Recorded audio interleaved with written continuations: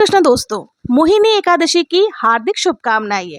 आइए सुनते हैं मोहिनी एकादशी व्रत की कथा। प्राचीन समय की बात है। सरस्वती नदी के तट पर एक बहुत ही सुंदर और समृद्ध नगरी थी। उस नगरी का नाम था भद्रावती। उस नगरी में धृतिमान नाम का एक प्रसिद्ध धर्मात्मा और सत्य प्रिय राजा राज्य करते थे। उनकी प्रजा सुखी थी, राज्य संपन्न था और चारों ओर धर्म, दया और न्याय का वातावरण था। उसी नगरी में एक बहुत ही धनवान वैश्य रहता था, जिसका नाम था धनपाल। यह वैश्य बहुत ही बड़ा व्यापारी था, धर्म कर्म करता था, दानी था और बहुत ही सज्जन पुरुष था। उसने बहुत से धर्मशालाएं, कुएं, तालाब, गौशालाएं और अन्य क्षेत्र बनवाए। वो ब्राह्मणों, साधुओं और गरीबों की सेवा में हमेशा लगा रहता था। उसके 5 पुत्र थे। एक का नाम था सुमना, एक का नाम था धृतमान, एक का नाम मेधावी, एक सुकृति और सबसे छोटा बेटा जो था दुष्ट बुद्धि। उसके चारों बड़े पुत्र पिता के समान ही धर्मात्मा, विनम्र और सदाचारी थे, लेकिन सबसे छोटा बेटा दुष्ट बुद्धि बिल्कुल विपरीत स्वभाव का था। दुष्ट बुद्धि बहुत ही दुष्ट प्रवृत्ति का था।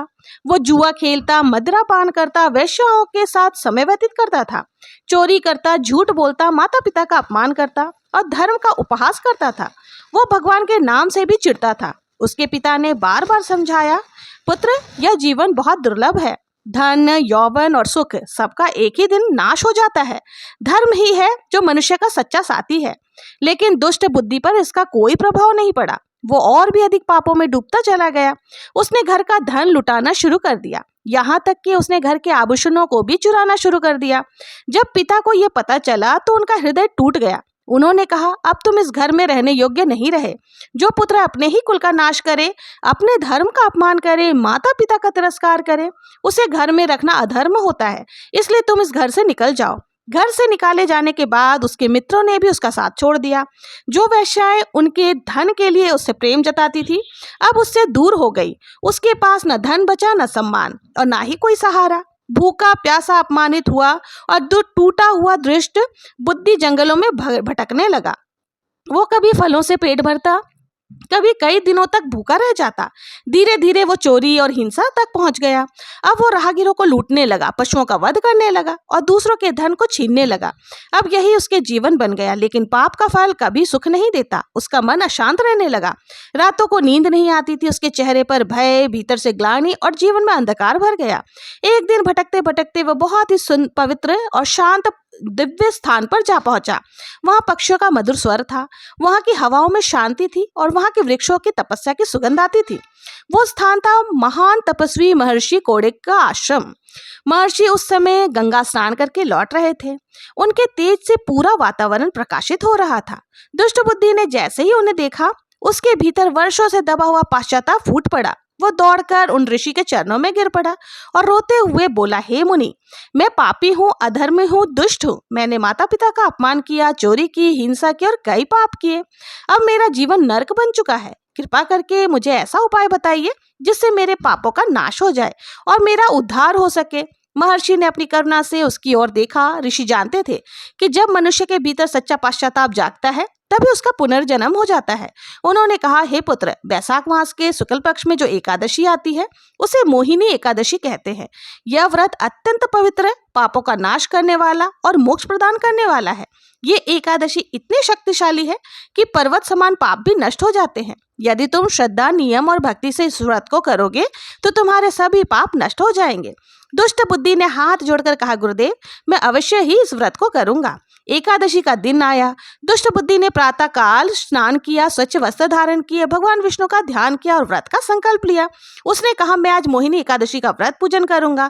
अपने पापों के प्रायश्चित के लिए, भगवान विष्णु की कृपा को पाने के लिए उसने दिन भर उपवास किया, भगवान का नाम जपा, कथा सुनी, भजन किया और रात्रि में जागरण भी किया। उस दिन पहली बार उसके हृदय में शांति उभरी।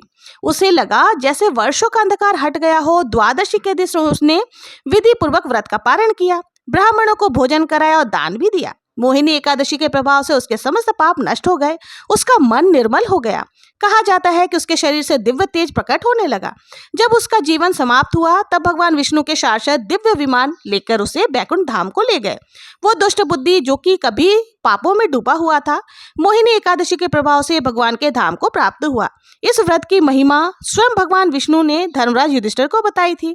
युधिष्ठिर ने पूछा था कि हे जनार्दन, वैशाख शुक्ल एकादशी का क्या नाम है और उसका क्या फल है? तब भगवान श्री कृष्ण ने कहा था, हे राजन, इसका नाम मोहिनी एकादशी है। यह समस्त पापों को नाश करती है और जो मनुष्य इस व्रत को करता है वो मोह के बंधन से मुक्त हो जाता है। इस व्रत को करने के लिए दशमी तिथि से तैयारी करें। दशमी के दिन सात्विक भोजन करें, लहसुन प्याज मांस मदिरा का सेवन ना करें, ब्रह्मचर्य का पालन करें, क्रोध झूठ चुगली और अपशब्दों से बचें। एकादशी के दिन ब्रह्म मुहूर्त में उठें, स्नान करके स्वच्छ वस्त्र धारण करें, पीला या सफेद वस्त्र पहने, घर के मंदिर में भगवान विष्णु और माता लक्ष्मी जी की पूजन करें, दीपक प्रज्वलित करें, तुलसी दल अर्पित करें, पीले पुष्प चढ़ाएं, फल पंचामृत और मिठाई का भोग लगाएं, ओम नमो भगवते वासुदेवाय इस मंत्र का जप करें, विष्णु सहस्त्र नाम का पाठ करें या गीता का पाठ करें। एक अगले दिन द्वादशी को व्रत का पारण करें, भगवान को भोग लगाएं, गृह ब्राह्मण या गाय की सेवा करें, दान दें या फिर स्वयं भोजन करें। मोहिनी एकादशी पापों का नाश करती है, मानसिक शांति देती है, धन सुख की प्राप्ति कराती है, ग्रह दोषों को भी शांत करती है, वैवाहिक सुख, पूर्वजों की कृपा, मोक्ष की प्राप्ति और मोह भ्रम और नकारात्मक का अंत करती है। तो यह थी आज की कथा। आपको आज की यह कथा कैसी लगी कमेंट में जरूर से बताएं और अगर वीडियो पसंद आई हो तो प्लीज मेरे चैनल को लाइक शेयर सब्सक्राइब करना ना भूलें। मिलते हैं नेक्स्ट वीडियो में किसी और पूजा विधि के साथ। तब तक के लिए जय श्री कृष्णा, जय श्री हरि विष्णु।